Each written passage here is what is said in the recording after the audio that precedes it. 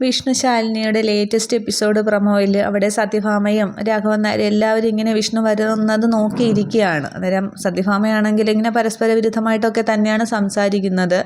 അവിടെ ശ്യാമയും രാഘവൻ നായരും പിള്ളയും പൊന്നിയും ശാരദാമ്മയും ഒക്കെ ഉണ്ട്. അന്നേരം പെട്ടെന്ന് ശ്യാമയോട് സത്യഭാമ പറയുകയാണ്, എടി വിളിക്കടി, അവളെ വിളിക്ക്, ശാലിനിയെ വിളിക്ക്, എന്നിട്ട് വിഷ്ണു എവിടെയെന്ന് ചോദിക്കുക എന്ന് പറഞ്ഞിട്ട് ആകെ ഒരു എപ്രാളത്തിലൊക്കെ ഭാമ സംസാരിക്കുകയാണ്. ശ്യാമയ്ക്ക് എന്ത് പറയണമെന്നറിയാതെ നിൽക്കുന്നുണ്ട്. ശാരദാമ്മയ്ക്കും ഒക്കെ ഒരു സമാധാനിപ്പിക്കാനാകാതെ ഇങ്ങനെ നിൽക്കുകയാണ്. അത് അത്രയാണ് കാണിക്കുന്നത്. അതിനുശേഷം ശാലിനിയും ഈ റസാഖും സോമശേഖരനും എല്ലാവരും ഒക്കെ അബൂബക്കറിനെ വിളിച്ച് വരുത്തുന്നുണ്ട്. അത് സ്റ്റേഷനിലൊന്നും അല്ല, അവർ നേരത്തെ കണ്ടുമുട്ടിയൊരു സ്ഥലത്ത് വെച്ച് തന്നെയാണ്. അബൂബക്കറിനെ കാണുന്നുണ്ട്. എന്നിട്ട് ഈ വിഷ്ണുവിൻ്റെ ഈ കാണാതായലിനെ കുറിച്ച് ചോദിക്കുകയാണ്. പക്ഷേ അബൂബക്കർ ഒന്നും വിട്ട് സമ്മതിക്കുന്നുമില്ല, വിഷ്ണു അറിയില്ല എന്നൊക്കെയാണ് പറയുന്നത്.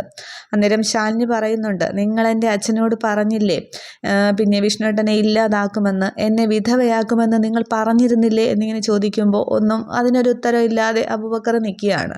ഇനി അബൂബക്കറിനെ കൂടുതൽ ചോദ്യം ചെയ്ത് അങ്ങനെ കൊണ്ടുപോയത് അബൂബക്കറാണോ, അങ്ങനെ ഡാനിയലിൻ്റെ ആ ഒരു ഏർപ്പാടൊക്കെ ഇനി പുറത്ത് വരുമോ എന്നുള്ളതാണ് അറിയേണ്ടത്.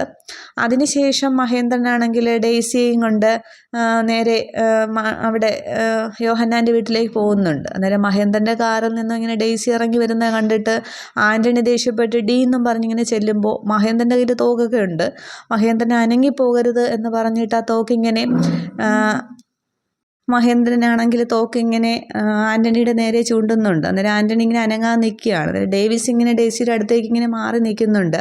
എന്നിട്ട് മഹേന്ദ്രൻ പറയുന്നുണ്ട്, നീ തീർക്കാൻ വിട്ടവനെ ജീവൻ ബാക്കിയുണ്ടെന്ന് പറയാനാണ് വന്നത്, ഒപ്പം നിൻ്റെ ജീവൻ എടുക്കാനും എന്ന് പറഞ്ഞിട്ട് ഈ തോക്കിങ്ങനെ യോഹന്നാൻ്റെ നേരെ നീട്ടുകയാണ്. പക്ഷേ യോഹന്നാനാണെങ്കിൽ ഒരു കൂസലില്ലാതെ ഇങ്ങനെ ചിരിച്ചുകൊണ്ട് നിൽക്കുന്നുണ്ട്. ഡേസി ഇങ്ങനെ ഡേവിസിനെ നോക്കി ആകെ ഒരു പുച്ഛഭാവത്തോടെ ഇങ്ങനെ നിൽക്കുന്നു. ഇത്രയുമാണ് കാണിക്കുന്നത്. ഇനി മഹേന്ദ്രനാണെങ്കിൽ ഡേസിയെ കൊണ്ട് തിരികെ പോകുമോ അതോ ഡേസി അവിടെ വിട്ടിട്ട് പോകുമോ എന്നുള്ളതൊക്കെയാണ്. പിന്നെ ശിവൻ്റെ കണ്ടീഷനും എന്താണെന്നുള്ളതും വിഷ്ണുവിൻ്റെ ബാക്കി കാര്യങ്ങളൊക്കെ അടുത്ത എപ്പിസോഡിൽ നോക്കാം. Okay, thank you.